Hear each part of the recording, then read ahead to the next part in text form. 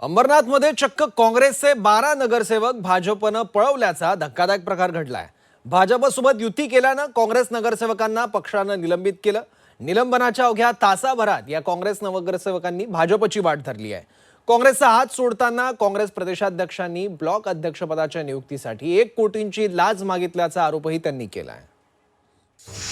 महाराष्ट्राच्या राजकारणामध्ये कधी काय होईल सांगता येत नाही, कारण सध्या तसंच काहीच चित्र महाराष्ट्राच्या राजकारणामध्ये पाहायला मिळतंय। एकमेकांचे कट्टर राजकीय विरोधक असलेले 2 पक्ष एकत्र सत्ता स्थापन करतील याची कुणी कल्पनाही करू शकत नाही। मात्र अंबरनाथमध्ये भाजप काँग्रेसची युती पाहायला मिळाली होती। यानंतर काँग्रेसनं भाजपच्या सोबत युती केलेल्यांवर कारवाईचा बडगा उगारला। संबंधित नगरसेवकांना काँग्रेसमधून निलंबित करण्यात आलं।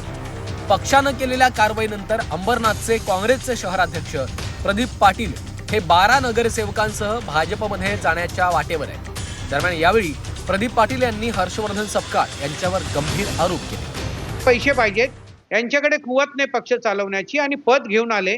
पद घेऊन आल्यानंतर यांनी फक्त प्रत्येक ब्लॉक अध्यक्षाला ब्लॅकमेलिंग गेलेली आहे आणि त्याचाच एक षडयंत्राचा भाग हा काँग्रेसचा अंबरनाथचा बालेकिल्ला ठरलेला आहे आणि तेही उद्ध्वस्त करण्याचं काम आज हर्षवर्धन सपकाळांनी केलेलं आहे आणि हे सिद्ध झालेलं आहे का एक काँग्रेस विरोधी प्रदेश अध्यक्ष आलेला आहे। ते ब्लॉक अध्यक्ष देण्याकरता पण मला आदरणीय मुकुलजी वासनिक यांनी डायरेक्ट दिल्लीवरून ते पत्र दिलं होतं आणि आम्हाला प्रदेश ब्लॉक अध्यक्ष पद दिलं होतं आणि ते त्यांना जड झालं होतं।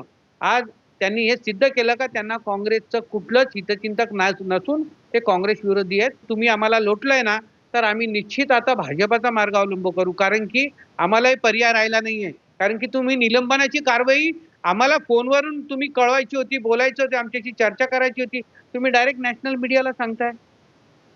तर आम्ही आता तुम्ही काय भाजपमध्ये प्रवेश करणार? हा आम्ही प्रवेश करू, आता आमचं ठरलं। कारण आम्हाला निलंबन केलं, कुठले आमची बाजू नाही ऐकता, आम्हाला आज आमची इज्जत काढली तर मग यांची पण इज्जत जायला पाहिजे ना। अंबरनाथमध्ये शिवसेना सर्वात मोठा पक्ष होता, मात्र शिवसेनेलाच बाजूला करून भाजपनं दादांची राष्ट्रवादी आणि काँग्रेस सोबत अंबरनाथ विकास आघाडी या नावानं एक नवा गट रजिस्टर करत युती केली होती। भारतीय जनता पक्षाचे नेते किसनरावजी कथोरे साहेब आणि अंबरनाथचे काही ज्येष्ठ यांच्या नेतृत्वाखाली भारतीय जनता पक्ष, राष्ट्रवादी काँग्रेस पक्ष आणि काँग्रेस पक्ष अशी आम्ही एक गट तयार केलेला आहे आणि या गटाच्या नेतृत्वाखाली अंबरनाथचा आम्ही विकास करणार आहे। अंबरनाथमध्ये काँग्रेस पक्षश्रेष्ठींना विश्वासात न घेता युती केल्यामुळे अंबरनाथमधल्या नगरसेवकांना निलंबित करण्यात आलं। मात्र भाजपनं काँग्रेसच्या सोबत युती करण्यास सकारात्मकता दाखवल्यानं विरोधकांनी त्यांच्यावर हल्लाबोल केला। तर कल्याण डोंबिवलीचे खासदार श्रीकांत शिंदेंनी देखील भाजपला हलक्या शब्दात सुनावलं। अमरनाथमध्ये काँग्रेस आणि भारतीय जनता पक्ष एकत्र आलेला आहे। आता ते हिरवे नाही काय झाले? मीरा भाईंदर आणि अंबरनाथमध्ये ओबीसी आणि काँग्रेसबरोबर त्यांची चुंबाचुंबी जी चाललेली आहे, निकाह लागलेला आहे त्यांचा, मग आता हिरवे नाही झाले? मी जे म्हणतो ना, दुतोंडी गांडूळ आहे ते, आणि त्या पद्धतीनं त्यांचं राजकारण सुरू आहे। यांच्यात काही खरं नाही। अकोटमध्ये भाजप आणि MIM सोबत असेल किंवा अंबरनाथमध्ये काँग्रेस सोबत असेल, हा सर्वस्वी प्रश्न जो आहे हा भारतीय जनता पार्टीचा आहे। तुम्ही हा प्रश्न जर त्यांच्या नेत्यांना विचारला तर ते चांगल्या प्रकारे त्याचं विस्तृत स्वरूपामध्ये जे आहे हे उत्तर हे देऊ शकतील।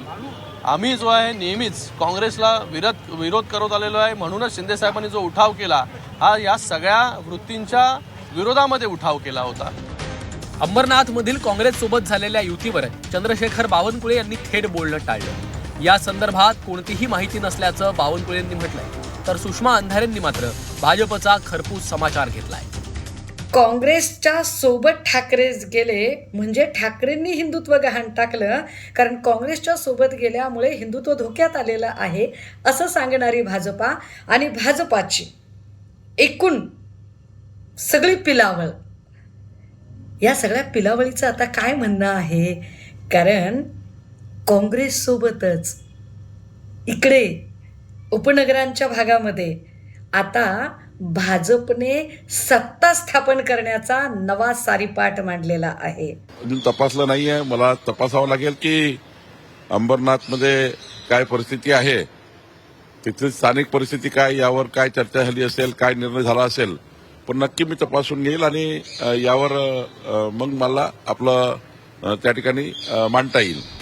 नगरपालिकेतील युतीवरून विरोधकांनी भाजपला चांगलंच कोंडीत पकडलं.